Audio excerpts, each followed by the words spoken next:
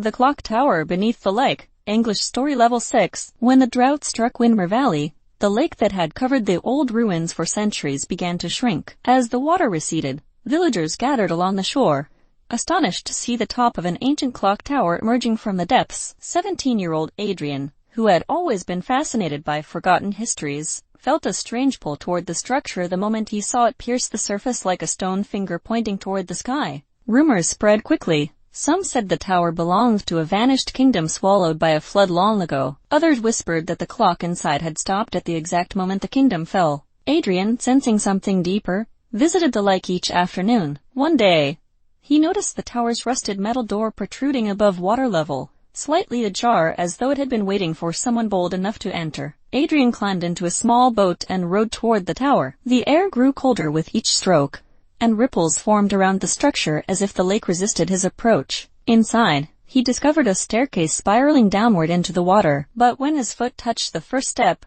the lake suddenly stilled, and the water parted, revealing a dry tunnel descending into the depths. The air shimmered, as though time itself shifted in response to his presence. At the bottom of the stairs, Adrian found a massive chamber filled with gears, pendulums, and intricate machinery glowing with pale blue light. In the center stood an enormous clock, its hands frozen at midnight. The machinery hummed like a heartbeat, though faint and irregular. As Adrian approached, the floor tiles lit up beneath him, resonating with each step. It was as if the tower recognized him. A whispering voice echoed through the chamber, neither human nor mechanical. It told him that this clock had once held the power to regulate time across the entire kingdom. When the kingdom grew greedy and attempted to use the clock to extend their lifespans, the mechanism collapsed, and the valley was flooded as punishment. To protect the world from further misuse, the clock sealed itself and waited for someone pure-hearted to restore its natural rhythm. Adrian placed his hand on the clock face. It pulsed with warmth, and the entire tower shook violently. The ancient gears began to move, grinding against centuries of stillness. Blue light surged through the machinery, illuminating symbols on the walls. He realized he needed to reset the clock by aligning the gears in the correct sequence.